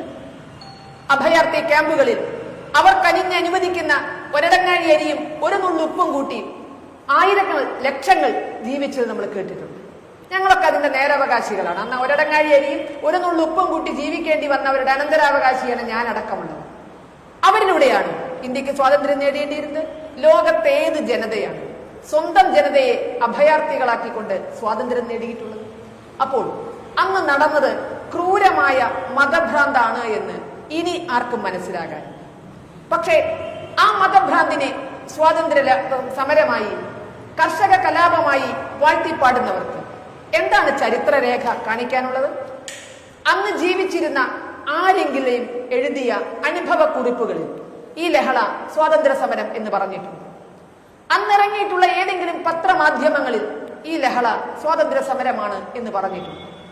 അന്നത്തെ ഏതെങ്കിലും രാഷ്ട്രീയ നേതാക്കൾ ഇത് സ്വാതന്ത്ര്യ സമരമാണ് എന്ന് എഴുതുകയോ പറയുകയോ ചെയ്തിട്ടുണ്ട്. അന്നിറങ്ങിയ ഏതെങ്കിലും സാഹിത്യകൃതികളിൽ, അത് കഥയാകാം, കവിതയാകാം, തുള്ളലാകാം, നോവലാകാം, എന്തുമായിക്കൊള്ളട്ടെ, ഏതെങ്കിലും ഒന്നിൽ, ഇനി അതല്ല യാത്രാ വിവരണവുമാകാം, അന്ന് ജീവിച്ചിരുന്നവർ പിന്നീട് എഴുതിയതുമാകാം, അതിലേതെങ്കിലും ഒന്നിൽ ഇതിനെ സ്വാതന്ത്ര്യ സമരം എന്ന് പറഞ്ഞിട്ടുണ്ട്. എന്താണ് സ്വാതന്ത്ര്യ സമരവാദികൾക്ക് കാണിക്കാനുള്ളത്? 1921 എന്ന സിനിമയുടെ തിരക്കഥ, ജലീലാദികളുടെ ഗവേഷണ പ്രബന്ധം, അത് ചിന്താ പബ്ലിക്കേഷൻസ് കരിപുരട്ടി ജനങ്ങൾക്കിടയിൽ എത്തിച്ച പുസ്തകം, നാക്കിനെല്ലില്ലാത്ത വിധത്തിൽ 10 വോട്ടിന് വേണ്ടി ഇന്നത്തെ കമ്മ്യൂണിസ്റ്റുകാരനും കോൺഗ്രസുകാരനും വ്യഭിചരിച്ച ചരിത്രം. ഇതിനപ്പുറത്ത് മറ്റെന്തെങ്കിലും ഒരു തെളിവ് അത് സ്വാതന്ത്ര്യ സമരമാണ് എന്നതിന് കാണിക്കാനുണ്ട്. അപ്പൊ അവിടെയാണ് ഒരു സിനിമയിലൂടെ എല്ലാം അനുഭവിച്ച ഒരു ജനതയെ, ഇരയാക്കപ്പെട്ട ഒരു ജനതയെ വീണ്ടും വീണ്ടും ഒരിക്കൽ കൂടി ശരിക്കും പറഞ്ഞാൽ വീണ്ടും കൊല്ലുകയാണ് അവര്. അത് സഹിക്കാൻ പറ്റാത്തതാണ്. അന്ന് മരിക്കാൻ വിധിക്കപ്പെട്ട ഒരു ജനത സ്വത്തും മുതലും മോഷ്ടിച്ച് തട്ടിക്കൊണ്ടുപോകുമ്പോൾ ആർത്തനാദം മുഴക്കാൻ പോലും സ്വാതന്ത്ര്യമില്ലാത്തൊരു ജനത അവനവൻ ആരാധിക്കുന്ന മൂർത്തിയെ തച്ചുടയ്ക്കുമ്പോൾ അത് കണ്ടു നിൽക്കേണ്ടി വന്ന ഒരു ജനത അവരെ ഒറ്റുകാരാക്കുന്നു. അവരൊറ്റുകാരാണോ? ആയിരുന്നുവോ? ഇവിടെ ജീവിച്ചിരുന്ന ലക്ഷക്കണക്കിന് നമ്മുടെയൊക്കെ പൂർവികർ ഒറ്റുകാരായിരുന്നുവോ? അവർ ബ്രിട്ടീഷുകാരുടെ പാദസേവകരായിരുന്നുവോ? അപ്പോ അന്ന് കൊന്നതിനേക്കാൾ ക്രൂരമായാണ് ഇന്ന് ആ ഇരകളെ ഒറ്റുകാരായും ബ്രിട്ടീഷുകാരുടെ പാദസേവകരായും ഒക്കെ വാഴ്ത്തിപ്പാടുന്നത്. ഇതിനെല്ലാം നിദാനമായത് ഒരു സിനിമയാണ് എന്ന് നമ്മൾ മറക്കുന്നില്ല. 1921 എന്ന സിനിമയുടെ തിരക്കഥയിലാണ് വെക്കടാവടി എന്ന് പറഞ്ഞ് വിരിമാറ് കാട്ടിക്കൊടുത്ത വാര്യംകുന്നിനെ 921 ആരും കണ്ടിട്ടില്ല, 921 ആരും കേട്ടിട്ടില്ല, 921 ആരും എഴുതിയിട്ടില്ല അങ്ങനത്തെ ഒരു നേതാവിനെ പറ്റിയിട്ട്. പക്ഷേ 921 എന്ന സിനിമ വന്നപ്പോൾ അതിൽ ഈ ധീരോദാത്തനായ നേതാവിനെ വരച്ചു കാണിക്കുന്നു. അതിന്റെ പുറകെ ജലീലാദികൾ പോകുമ്പോൾ ചരിത്രത്തെ അപനിർമ്മിക്കാനുള്ള ഈ പരിശ്രമത്തിൽ അപമാനിക്കപ്പെടുന്ന ഇരകളുടെ പക്ഷത്തു നിന്ന് ഞങ്ങൾക്കും ചിലത് പറയാനുണ്ട്. അല്ല, നമുക്കും ചിലത് പറയാനുണ്ട്. ശബ്ദമില്ലാത്തവരുടെ ശബ്ദമായി നമുക്കത് എങ്ങനെ മറ്റുള്ളവരെ കേൾപ്പിക്കാം? വീടിന്റെ അകത്തളങ്ങളിൽ ഇരുന്നു കൊണ്ട് 921 വേദനകൾ ഇന്ന് മയവിറക്കിക്കൊണ്ട് കാലം കഴിച്ചു കൂട്ടിയാൽ മതിയോ? നമ്മുടെ ഉള്ളിലുള്ള യഥാർത്ഥ സത്യം എന്താണ് 921 നടന്നത് എന്നതിന്റെ അന്ന് ലഭ്യമായ രേഖകളും വിവരങ്ങളും വെച്ചുകൊണ്ടുള്ള യഥാർത്ഥ ചരിത്രം ഒരു സിനിമയിലൂടെ അപഹസിക്കപ്പെട്ട ജനതയ്ക്ക് അതേ സിനിമയിലൂടെ തന്നെ യാഥാർത്ഥ്യം എന്ത് എന്ന് ശരിക്കു പറഞ്ഞാൽ അടുത്ത തലമുറയെ പഠിപ്പിക്കാനുള്ള ബാധ്യതയുണ്ട് എന്നുള്ളിടത്താണ് അലി അക്ബർജിയുടെ സിനിമയെ വളരെ മഹത്തരമായൊരു ദൗത്യമായി എനിക്കൊക്കെ കാണാൻ കഴിയുന്നത്. പുഴ മുതൽ പുഴ വരെ, ചാലിയാർ പുഴ മുതൽ ഭാരതപ്പുഴ വരെ ഒഴുകിപ്പറന്ന രക്തം, തളം കെട്ടി നിന്ന കണ്ണുനീർ, ഒരുപാട് ആകാശത്തെയും ഭേദിച്ചു പോയ നെടുവീർപ്പുകൾ, ഇതൊക്കെ ഏറ്റുവാങ്ങിക്കൊണ്ട് ആ സിനിമ പുറത്തു വരുമ്പോൾ അത് ചരിത്രത്തോടുള്ള ഒരു നീതി പുലർത്തലാണ്. എവിടെയും നോക്കാം. നേരത്തെ ചിദാനന്ദപുരി സ്വാമികൾ പറഞ്ഞതുപോലെ തന്നെ അതിന്റെ തിരക്കഥ നോക്കി അതിൽ അസത്യമുണ്ടെങ്കിൽ തീർച്ചയായും അസത്യമോ അർദ്ധസത്യമോ അതുമല്ലെങ്കിൽ ഏതെങ്കിലും വിധത്തിലുള്ള ആശ്ചര്യകരമായ വസ്തുതയോ ഉണ്ടെങ്കിൽ അതാർക്കും ചൂണ്ടിക്കാണിക്കാം. അതില്ല എന്ന പൂർണ്ണ ബോധ്യത്തിൽ നിന്ന് തന്നെയാണ് ഞങ്ങളെല്ലാം ഈ സിനിമയെ പിന്തുണയ്ക്കുന്നത്. അതുകൊണ്ട് ശബ്ദമില്ലാത്തവർക്ക് ഇത് ഉറക്കെ പറയണം. ഞങ്ങൾക്കും 921 ചിലത് പറയാനുണ്ടെങ്കിൽ നമ്മുടെ പൂർവികരോട് നമുക്കുള്ള ചില കടമയും കടപ്പാടും വീട്ടാനുണ്ടെങ്കിൽ അത് നമുക്ക് ചെയ്യാനുള്ള ഒരു വലിയ അവസരമാണിത്. ഈ സിനിമ പുറത്തു വരണം. ഇത് ചരിത്രത്തിലേക്ക് കയറുകയാണ്. നേരത്തെ പറഞ്ഞ പോലെ ഒരു നിർമ്മാതാവിന്റെ സിനിമയല്ല, എന്റെയും നിങ്ങളുടെയും സിനിമ. അന്ന് എന്തിനെന്നറിയാതെ ചത്തൊടുങ്ങിയ അനന്തര തലമുറകളുടെ അനന്തരാവകാശികൾക്ക് എന്താണ് അവർക്ക് പറ്റിയത് എന്ന് പോലും കൃത്യമായി കണ്ടെത്താൻ സാധിക്കാത്ത വിധത്തിൽ ചരിത്രത്തിൽ നിന്ന് തുടച്ചു നീക്കപ്പെട്ടവരുടെ അനന്തരാവകാശികൾക്ക് ഒരു നയാ പൈസ ധനസഹായം പോലും കിട്ടാതെ എല്ലാ ദുരിതവും ഏറ്റുവാങ്ങേണ്ടി വന്ന ഇരകളുടെ ഭാഗത്ത് നിന്നുകൊണ്ട് നമുക്ക് ചെയ്യാനുള്ളത് അവരുടെ കഥ ലോകത്തോട് പറയുന്നവർക്ക് ഒരു കൈ സഹായം കൊടുക്കാം. നമുക്ക് അങ്ങനെയാണ് ശബ്ദമില്ലാത്തവരുടെ ശബ്ദമായി നമുക്കത് മാറ്റാൻ കഴിയുക. നമ്മളെല്ലാവരും ഒരു നേരത്തെ അന്നത്തിന്റെ പണമേ നമുക്ക് മാറ്റിവെക്കാൻ കഴിയുള്ളൂ എങ്കിൽ അതൊരു തർപ്പണമായി എടുക്കുക, ഒരു ബലിതർപ്പണമായിട്ട്, ഒരു ശ്രദ്ധാഞ്ജലിയായിട്ട് നമുക്കതെടുക്കാം. ഒരുപക്ഷെ നമ്മുടെ കയ്യിൽ കോടികൾ മാറ്റിവെക്കാനല്ല, കള്ളപ്പണവും കള്ളക്കടത്തും കള്ളനോട്ടും സ്വർണ്ണക്കടത്തും ഒന്നും നമുക്ക് ശീലമുള്ളതല്ല, മയക്കുമരുന്ന് കടത്തും ശീലമുള്ളതല്ല. അതൊക്കെയാണ് പലപ്പോഴും നേരത്തെ പറഞ്ഞതുപോലെ ജിഹാദി സിനിമകളിൽ ഇറങ്ങുന്നത്. നമുക്ക് നമ്മുടെ വിയർപ്പിന്റെ വിലയെ മാറ്റിവെക്കാനുള്ളൂ. അതിന് തീർച്ചയായും മൂല്യം കൂടും. അതിൽ നിന്ന് ഒരു പിടി മാറ്റിവെച്ച് എന്താണോ നമുക്ക് കഴിയുക അത് മാറ്റിവെച്ച് അലി അക്ബർജിയുടെ ഈ ദൗത്യത്തെ, അല്ല അലി അക്ബർജിയുടെ മാത്രം ദൗത്യമല്ല, അന്ന് ഇരയാക്കപ്പെട്ട മുഴുവൻ സമൂഹത്തിന്റെയും ഒരു ദൗത്യമാണ്. ആ ഇരകൾക്ക് വേണ്ടി കണ്ണീരൊഴുക്കിയ മുഴുവൻ സമൂഹത്തിന്റെയും ഒരു ദൗത്യമാണ് നമുക്ക് വേണ്ടി അലി അക്ബർജി ഏറ്റെടുത്തിരിക്കുന്നത്. അത് വിജയിപ്പിക്കണം. അത് വിജയിക്കുമെന്ന് ഉറപ്പാണ്. നമുക്ക് ആ വെല്ലുവിളി ഏറ്റെടുക്കുകയല്ലേ? അന്ന് രക്ഷിതാക്കൾക്ക് മുന്നിൽ വിവസ്ത്രയാക്കപ്പെട്ടപ്പോൾ ആ രക്ഷിതാക്കളുടെ അവരത് കാണാതിരിക്കാൻ കണ്ണടച്ചപ്പോൾ അവരുടെ കണ്ണ് വാൾത്തലപ്പ് കൊണ്ട് കണ്ണ് തുറന്നു പിടിച്ചു എന്ന് ആനി ബസന്റ് എഴുതിയിട്ടുണ്ട്. അപ്പൊ അതൊക്കെ സത്യമാണെങ്കിലും തീർച്ചയായും അന്ന് അവരൊക്കെ അനുഭവിച്ച ആ വ്യഥ ഏറ്റുവാങ്ങിക്കൊണ്ട് ഒരു കൈ സഹായം നമുക്ക് ആ സിനിമയ്ക്ക് വേണ്ടി ചെയ്യാം. എവിടെയാണ് എങ്ങനെയാണ് ചെയ്യേണ്ടത് എന്ന് വഴിയെ അറിയിക്കുന്നതാണ്. എല്ലാവരും ഒരു രൂപയെങ്കിലും ഒരു രൂപ ആ ദൗത്യത്തിലേക്ക് മാറ്റിവെച്ചുകൊണ്ട് ആ ഇരകളോടുള്ള നീതി നടപ്പാക്കാൻ നമുക്ക് ശ്രമിക്കാം. നമ്മളെ ഉള്ളൂ, ഇവിടുത്തെ ഭരണകൂടങ്ങളില്ല. കൊന്നവരുടെ കയ്യിൽ താമ്രപത്രവും പെൻഷനും വെച്ചു കൊടുത്ത ഭരണകൂടങ്ങളെ നമുക്കറിയാം.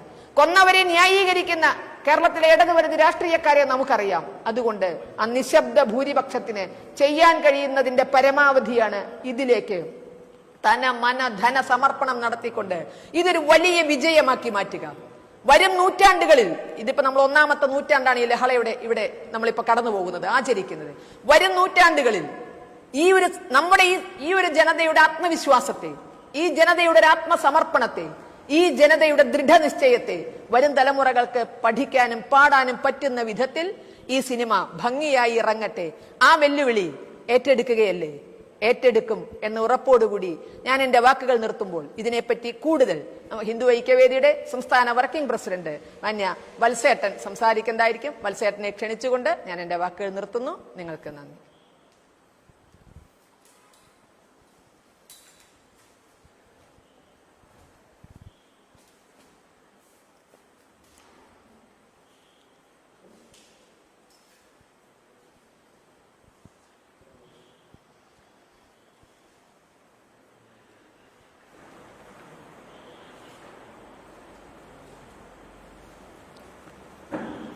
നമ്മുടെ കേരളത്തിൻ്റെ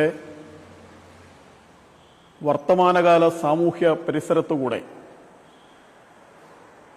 കൊമ്പുകുലുക്കി വാലിളക്കിക്കൊണ്ട് ഇപ്പോൾ മുക്കറയിട്ടോടി നടക്കുന്ന ജിഹാദി ഭീകരതയുടെ കൊമ്പും കുളമ്പും മുളച്ചത് 1921 ഏറനാട്ടിലെ ഹിന്ദു ജനതയുടെ ചോരച്ചാലുകളിൽ ചവിട്ടി വളർന്നുകൊണ്ടാണ്. നമ്മുടെ കേരളത്തിലെ ഇന്നത്തെ പ്രത്യേകമായ രാഷ്ട്രീയ സാമൂഹ്യ പരിതസ്ഥിതി കലയായാലും സാഹിത്യമായാലും ചരിത്രമായാലും രാഷ്ട്രീയമായാലുമെല്ലാം മാധ്യമപ്രവർത്തനം ഉൾപ്പെടെ ജിഹാദി ശക്തികൾ നിയന്ത്രിക്കുന്ന തലത്തിലേക്കും തരത്തിലേക്കും തിരിഞ്ഞുപോകുന്ന ഒരവസ്ഥ സംജാതമായിരിക്കുകയാണ്.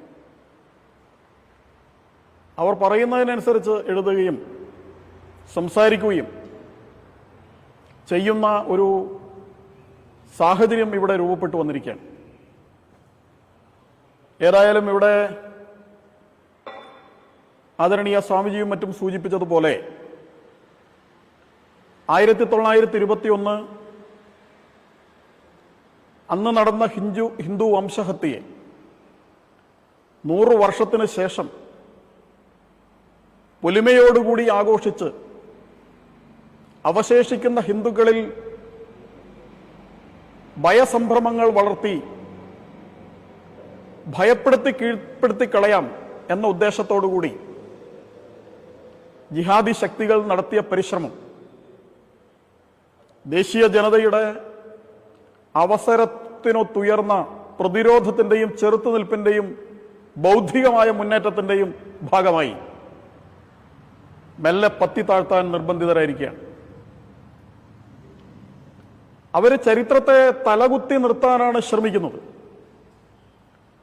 കള്ളത്തരത്തിന്റെ പൊയ്ക്കാലിൽ നിന്നുകൊണ്ടാണ് തങ്ങളുടെ വീൺവാക്കുകൾ സമൂഹമധ്യത്തിൽ പരത്താൻ ശ്രമിക്കുന്നത്. നുണക്കൊട്ടാരങ്ങൾ ഓരോന്നായി പൊളിഞ്ഞു വീഴുകയാണ്. വലിയ പൊലിപ്പിച്ച ഭംഗിവാക്കിൽ പൊതിഞ്ഞെടുത്ത ഒരു നുണയായിരുന്നു അലി മുസലിയാർ സ്ഥാപിച്ച രാജ്യത്തിന്റെ പേര് മലയാള രാജ്യമാണ് എന്നത്. അതൊരു ഇസ്ലാമിക രാജ്യമായിരുന്നില്ല എന്ന്. മലയാളത്തോടും കേരളത്തോടുമെല്ലാമുള്ള അദ്ദേഹത്തിന്റെ അദമ്യമായ ഭക്തിയും ശ്രദ്ധയും സ്നേഹവും ആദരവുമെല്ലാമാണ് അത് കാണിക്കുന്നത് എന്ന്. പക്ഷെ ഇപ്പോൾ വ്യക്തമായിരിക്കുന്നു അതൊരു പച്ച നുണയാണ്. അങ്ങനെ ഒരു മലയാള രാജ്യം എന്ന് പറയുന്ന ഒരു രാജ്യം അലി മുസ്ലിയാർ സ്ഥാപിച്ചിട്ടില്ല. അയാൾ സ്ഥാപിച്ച സാമ്രാജ്യത്തിന് ഇട്ട പേരും അതല്ല. ഇപ്പോൾ ചില ആളുകൾ അതെവിടെ നിന്നാണ് ആ പേര് കിട്ടിയത് എന്ന് ചോദിക്കുന്നുണ്ട്. ആ ചോദ്യത്തിന് മറുപടിയായിട്ട് അവർ പറയുന്നത്, പിന്നീട് മാർക്സിസ്റ്റുകാരനായ, പിന്നീട് മന്ത്രിയൊക്കെ ആയ മുസ്ലിം ലീഗ് നേതാവായിരുന്ന ഒരാൾ അയാളുടെ ഡോക്ടറേറ്റ് പ്രബന്ധത്തിൽ പറയുന്നതാണിത് എന്നാണ്. ആ പ്രബന്ധത്തിൽ എവിടെ നിന്നാണ് ഉദ്ധരിച്ചത്? അതെവിടൊന്നുമില്ല.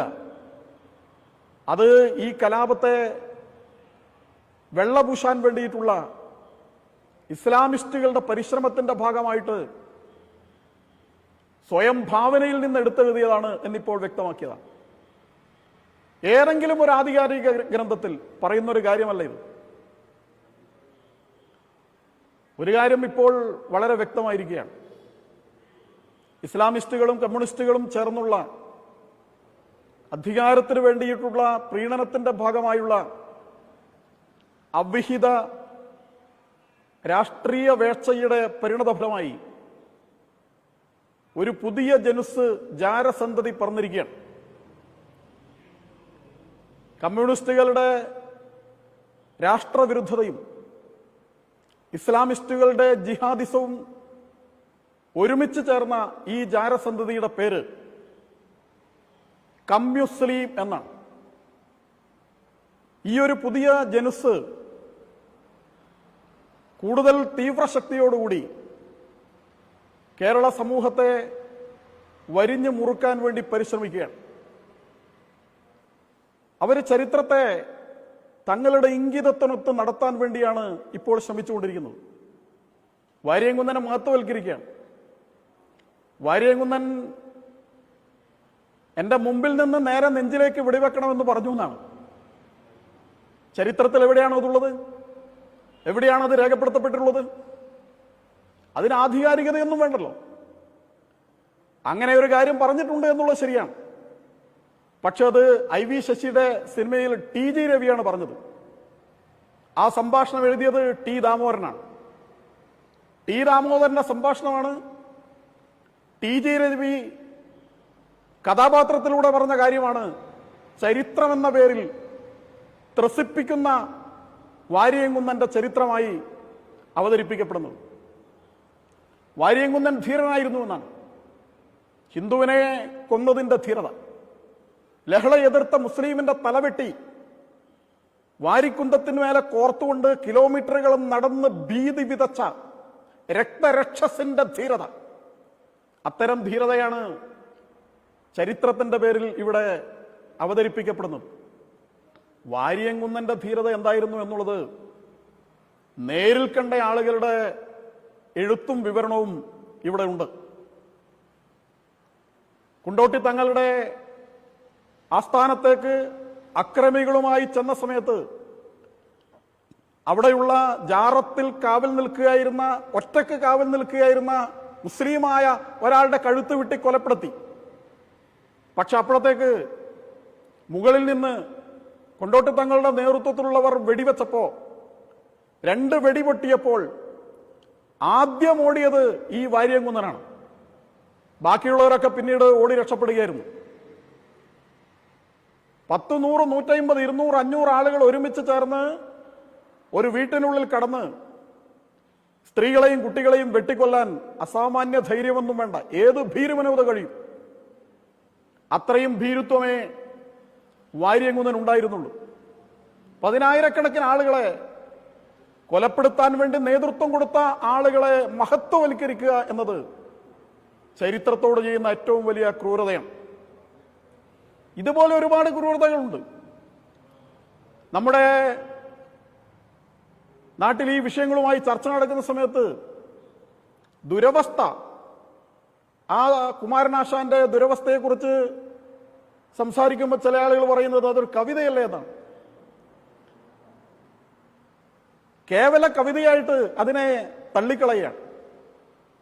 കുമാരനാശാൻ നാരായണഗുരുവിന്റെ നിർദ്ദേശപ്രകാരം ലഹള സ്ഥലത്ത് ചെന്ന് നേരിട്ട് അനുഭവിച്ചവരിൽ നിന്ന് മനസ്സിലാക്കിയിട്ട് എഴുതിയതാണ് ദുരവസ്ഥ എന്നെല്ലാവർക്കും അറിയാം. അത് കവിതയെന്ന് തള്ളിക്കളയുന്നു. പക്ഷെ ഇപ്പോൾ ഇസ്ലാമിസ്റ്റുകളുടെയും കമ്മ്യൂണിസ്റ്റുകളെയും അവരെ അനുമോദിക്കുന്നവരുടെ എല്ലാം ഒരു പ്രചരണമുണ്ട്. ആ പ്രചരണം ഇവിടെയുള്ള ഹിന്ദുത്വർ ബ്രിട്ടീഷുകാരുടെ ഷൂ നക്കിയവരാണ് എന്നാണ്. അതാണ് ചരിത്രം എന്നാണ് അവർ പറയുന്നത്. എവിടെ നിന്നാണ് അവർക്ക് ഈ ചരിത്രം കിട്ടുന്നത്? 3 വർഷം മുമ്പ് ഒരു ജിഹാദി മാധ്യമത്തിൽ തീവ്രവാദിയായ ഒരാൾ എഴുതിയ കവിതയുണ്ട്, ഗദ്യകവിത.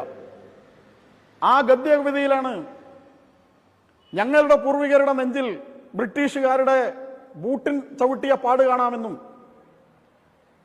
നിങ്ങളുടെ പൂർവികന്മാർ ബ്രിട്ടീഷുകാരുടെ ബൂട്ടിൽ നക്കിയതിന്റെ, നാവ് കൊണ്ട് നക്കിയതിന്റെ പാട് കാണാമെന്നും ഒരു കവിത എഴുതിയത്. ആ കവിതയാണ് പിന്നീട് ചരിത്രം എന്ന പേരിൽ പ്രചരിക്കുന്നത്, ധീരദേശാഭിമാനികളെ അപമാനിക്കാൻ വേണ്ടി ഉപയോഗിക്കുന്നത്. ഇങ്ങനെ നമ്മുടെ ഏറ്റവും അടുത്ത ചരിത്രം മുതൽ സ്വാതന്ത്ര്യ സമര ചരിത്രത്തെ വരെ എല്ലാ നിലക്കും വക്രീകരിക്കാനും തെറ്റായി ചിത്രീകരിക്കാനുമുള്ള പരിശ്രമം നടക്കുകയാണ്. നിശ്ചയമായും സിനിമ അതിന് എഴുത്തുകാരന്റെയും സംവിധായകന്റെയും അഭിനയിക്കുന്നവരുടെയും സിനിമാ പ്രവർത്തകന്മാരുടെയും എല്ലാം സർഗശേഷി, ഭാവന, അതൊക്കെ സിനിമയിൽ ഉൾച്ചേർക്കുന്നതിന് ആരും എതിരല്ല. ഒരു കല എന്നുള്ള നിലക്ക് സിനിമയിൽ അങ്ങനെയുള്ള സ്വാതന്ത്ര്യമുണ്ട്. പക്ഷേ ചരിത്രം, ആ ചരിത്രത്തെ സിനിമയാക്കുന്ന സമയത്ത്, അങ്ങനെ അവതരിപ്പിക്കുന്ന സമയത്ത് അത്യുക്തി കൊണ്ടും നിറം ചേർത്തും പൊലിപ്പിച്ചും വസ്തുതകളെ തമസ്കരിച്ചും തെറ്റായവയെ മഹത്വവൽക്കരിച്ചും ക്രൂരതയെ ആദരണീയമായി ചിത്രീകരിച്ചുമൊക്കെ ഒരു സിനിമ വരുന്ന സമയത്ത് അത് ചരിത്രത്തോട് ചെയ്യുന്ന നീതികേട് എന്ന് മാത്രമല്ല, വർത്തമാനകാലത്തോടും ഭാവിയോടും ചെയ്യുന്ന പാതകവും ക്രൂരതയും കൂടിയാണ്. അത് തെറ്റായ കാര്യമാണ്. സിനിമയുടെ പേരിൽ, സിനിമകളുടെ പേരിൽ നമ്മുടെ കേരളത്തിൽ നടന്നത് അതാണ്. ഇത്തരുണത്തിലാണ് 1921 കലാപത്തിലൂടെ എല്ലാം നഷ്ടപ്പെട്ടവരുടെയും പ്രാണൻ നഷ്ടപ്പെട്ടവരുടെയും ആത്മാക്കളുടെ വിലാപം കേൾക്കാൻ, അവരുടെ ആ വിലാപത്തിന് അഭ്രപാളികളിൽ രൂപം നൽകാൻ, അവരുടെ ആത്മാക്കളുടെ നിലവിളി കേട്ടുകൊണ്ട് ദേശീയതയുടെ പക്ഷത്ത് നിന്നുകൊണ്ട്, സത്യത്തിന്റെ പക്ഷത്ത് നിന്നുകൊണ്ട് ഒരാൾ കടന്നു വരുന്നത്. നേരത്തെ ഇവിടെ സ്വാമിജി സൂചിപ്പിച്ചതുപോലെ സർഗധനനായ ആ കലാകാരന്റെ ധീരമായ പരിശ്രമം, ആ പരിശ്രമം ശ്ലാഘിക്കപ്പെടുന്നതോടൊപ്പം തന്നെ, പ്രോത്സാഹിപ്പിക്കപ്പെടുന്നതോടൊപ്പം തന്നെ പിന്തുണക്കപ്പെടുകയും വേണം. ആ സിനിമ ഇല്ലാതാക്കാൻ വേണ്ടി കംസന്റെ കാലത്ത് പറക്കുന്നതിന് മുമ്പേ ഞെരിച്ചു കൊല്ലാൻ ശ്രമം നടത്തിയതുപോലെ ഈ സിനിമ ഇല്ലാതാക്കാൻ വേണ്ടി ജിഹാദി ശക്തികൾ 18 അടവും പയറ്റുകയാണ്. അദ്ദേഹത്തെ വ്യക്തിഹത്യ ചെയ്യാൻ, തേജോവധം ചെയ്യാൻ, അതിനു പിറകിൽ പ്രവർത്തിക്കുന്നവരെ മുഴുവനും ആക്രമിക്കാനും അവരെ അപമാനിക്കാൻ, വെല്ലുവിളിക്കാനുമെല്ലാമുള്ള പരിശ്രമങ്ങൾ നടക്കുകയാണ്.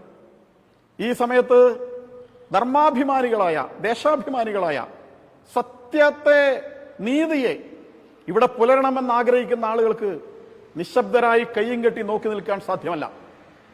ആ സിനിമ ഇറങ്ങരുത് എന്ന്, അത് ചാപിള്ളയായി പോകണം എന്ന് ആഗ്രഹിക്കുന്നവരുണ്ട്. അവരുടെ ആഗ്രഹങ്ങൾ ഇവിടെ, മോഹങ്ങൾ ഇവിടെ സഫലമാക്കപ്പെട്ടുകൂടാ. അതുകൊണ്ട് മുഴുവൻ ആളുകളും പുഴ മുതൽ പുഴ വരെ എന്നുള്ള 1921 പതിനായിരക്കണക്കിന് ആളുകളുടെ ആത്മാക്കളുടെ ആഗ്രഹപൂർത്തീകരണത്തിനുതകുന്ന, എല്ലാം നഷ്ടപ്പെട്ടവരുടെ, ജീവിതം നഷ്ടപ്പെട്ടവരുടെ അവരുടെ വിലാപത്തിന്റെ കഥ പറയുന്ന ഈ കലാപത്തിനിടയിൽ ആശയുടെയും സൗമ്യതയുടെയും ശാന്തിയുടെയും സാഹോദര്യത്തിന്റെയും തേജോരൂപമായി ഉയർന്നു നിന്ന മുസ്ലിം സഹോദരന്മാരുടെ യഥാർത്ഥ ചരിത്രത്തെ ഉയർത്തി കാണിക്കുന്ന സത്യസന്ധമായ ഈ സിനിമ വെളിച്ചം കാണുക മാത്രമല്ല, കോടിക്കണക്കിന് ആളുകൾ അത് കാണുകയും ഇതിന്റെ മഹിതമായ സന്ദേശം അവരുടെ എല്ലാവരുടെയും ഉള്ളിലെത്തുകയും വേണം. അതിനുവേണ്ടിയിട്ടുള്ള അവസാന പരിശ്രമത്തിലാണ് ഇതിന്റെ അണിയറ പ്രവർത്തകന്മാർ. ഇനി നമ്മുടെ എല്ലാവരുടെയും ഒരു കൈ സഹായമുണ്ടായാൽ സിനിമ തിയേറ്ററുകളിലെത്തും. അതിനുവേണ്ടി ഓരോരുത്തരും തങ്ങളാൽ കഴിയുന്ന രീതിയിൽ ഈ സിനിമയ്ക്ക് വേണ്ടി സംഭാവനകൾ നൽകേണ്ടതുണ്ട്. ഇതിനുവേണ്ടി ചെയ്യുന്ന സമർപ്പണം എത്ര ചെറുതാണെങ്കിലും ചെറുതല്ല, എത്ര വലുതും വലുതുമല്ല. ഒരു വലിയ മഥനം ഈ കേരളത്തിൽ നടക്കുകയാണ്. അതിനിടയിൽ ഏതൊക്കെ തരത്തിലുള്ള കാര്യങ്ങളാണ് ഉയർന്നു വരുന്നത് എന്ന് നമുക്കിപ്പോൾ പ്രതീക്ഷിക്കാൻ വയ്യ. പക്ഷേ ഈ സിനിമയെ സംബന്ധിച്ചിടത്തോളം അത് നമ്മുടെ ഈ കേരളീയ സമൂഹത്തിന് നൽകുന്നത് നിശ്ചയമായും സൗഹാർദ്ദത്തിന്റെയും അതുപോലെ തന്നെ ശാന്തിയുടെയും സന്ദേശമായിരിക്കും. 1921 തെറ്റായ കാര്യങ്ങൾ ഇനി ആവർത്തിക്കാൻ ഒരിക്കലും അനുവദിക്കില്ല എന്ന താക്കീതായിരിക്കും, അനുവദിക്കില്ല എന്ന പ്രതിരോധ ചിന്തയായിരിക്കും. അത്തരമൊരു മാനസികാവസ്ഥയിലേക്ക് കേരളീയ സമൂഹം ഉയരേണ്ടത് നമ്മുടെ നാടിന്റെ സാമുദായിക സൗഭ്രാത്രവും സ്നേഹവും സാഹോദര്യവുമെല്ലാം നിലനിൽക്കണമെന്ന് ആഗ്രഹിക്കുന്ന മുഴുവൻ ആളുകളുടെയും ഉത്തരവാദിത്തമാണ്. അതുകൊണ്ട് തന്നെ ഈ സിനിമ പുറത്തിറങ്ങണം, ഇത് കോടിക്കണക്കിന് ആളുകൾ കാണണം, ഇതിന്റെ സന്ദേശം എല്ലാവരിലും എത്തണം. അതിനുവേണ്ടി മുഴുവൻ ആളുകളും സഹകരിക്കണം എന്ന് വിനയപൂർവ്വം ഒരിക്കൽ കൂടി അഭ്യർത്ഥിക്കുകയാണ്.